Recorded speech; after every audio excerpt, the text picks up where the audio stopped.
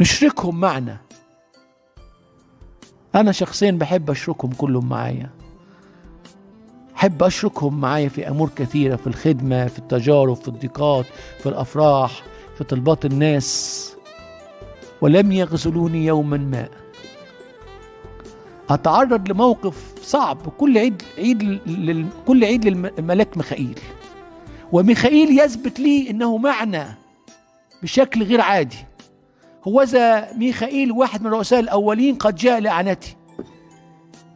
ميخائيل ده له قوة غريبة.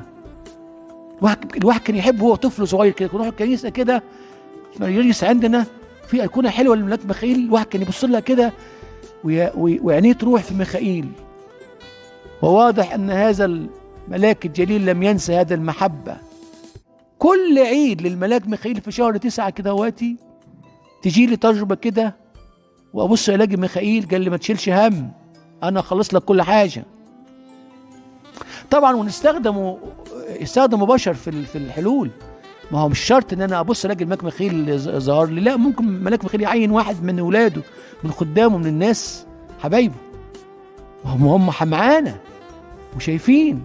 انا ما اتحملش اشوف رئيس الملاك ميخائيل على طول كده عيانا بيانا.